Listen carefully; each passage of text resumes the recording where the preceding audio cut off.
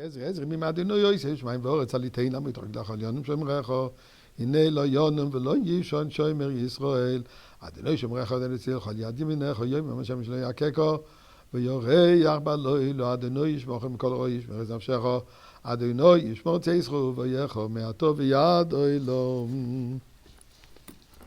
Donnons un peu de tzedaka.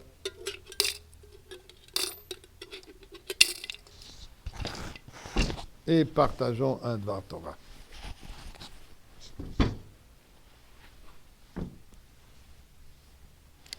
Il y a une expression que les rabbins disaient après Shavuot en yiddish, je vais traduire.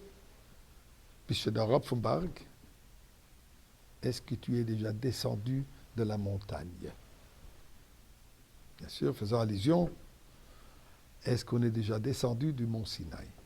Ça veut dire, est-ce que cette expérience que nous avons vécue au moment de la révélation de Dieu, de la révélation des 10 commandements, est-ce que on est déjà descendu de cet état d'être et est-ce qu'on est en train de l'intérioriser avec nous dans notre vie de tous les jours? D'ailleurs, l'halakha de nous dire que le lendemain de Shavuot s'appelle Yom Tavuach. Jusqu'au 12e jour du mois de Sivan, on dit Patach Hanoun. Tout cela fait part de Shavuot. Pourquoi? Puisque Shavuot n'était pas une expérience d'un moment. C'était, comme on a parlé, un moment qui nous a transformés, que nous sommes devenus des nouveaux êtres. Eh bien, regardons un peu c'était quoi cette expérience. Dans un verset de la Torah qui paraît vraiment difficile même à comprendre. Après que la Torah nous raconte que Dieu nous a donné les 10 commandements, suite à cela, la Torah dit V'chol ha'am ro'im et hakolot v'et halapidim v'et kol hashofar v'et ha'har Hashem. Et tout le peuple, ils ont témoigné, ils ont pu voir les sons, les voix, donc les voix divines, ou plutôt la voix divine des 10 commandements, halapidim, les flammes, v'et kol hashofar, et le son du shofar, v'et ha'har Hashem, et la montagne qui était pleine de fumée. Nous dit Rashi, Passouk est précis, ils ont vu les voix. Les voix, quelque chose qu'on entend. Dit Rashi, l'opinion de Rabbi Akiva et Rabbi Ishmael, Rabbi Akiva, qui dit que au moment de Mont Sinaï, effectivement, ils ont vu les sons, ils ont vu les voix. Et il va plus loin encore pour dire qu'ils ont entendu les éclairs, le feu, les flammes. Ça, ils ont entendu. Qu'est-ce que ça veut dire? Nous voyons ce qui est réel pour nous.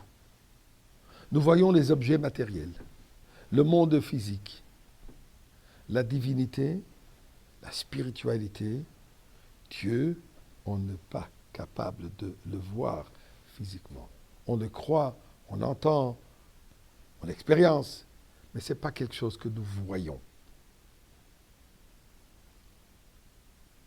Au moment de Mont Sinaï, il y avait notre réalité. Au moment de Mont Sinaï, la voix de Dieu est devenue la réalité concrète, au point qu'ils l'ont vue. Tel que, habituellement, on prend un sidour en main, on prend un tilim, on voit l'objet, on croit ce qu'on dit, on ne voit pas le sens divin de ces paroles. On le croit, on le comprend, on l'intériorise. Au moment de Mont Sinaï, c'était l'inverse. Ils ont pu visionner avec une clarté absolue les paroles divines. À tel point que le monde matériel n'est venu que secondaire. Ils ne l'ont qu'entendu. Dit la Torah, après que tu as entendu, après que nous avons entendu les 10 commandements, il faut toujours être un peu dans cette ambiance. Quand on descend de la montagne, il faut attirer avec nous cette expérience, afin de comprendre que le monde matériel, sa réalité, c'est le Créateur qui a créé ce monde. Puisque le monde n'a pas de raison d'être par soi-même, si pas par le Créateur, qui continue à le créer constamment. Et il est là de nous comprendre que notre devoir est de dévoiler cette parole divine, les paroles de la Torah, la pratique des mitzvot, de le dévoiler afin que le monde devienne imprégné avec cette réalité. Et ça doit être notre réalité. Même après le don de Torah. 5 jours, Dieu nous donne, l'Halakha nous donne de rester dans cette ambiance de Shavuot pour pouvoir commencer à vivre que dans le monde matériel, en réalité, notre priorité, notre vérité, c'est la parole de Dieu.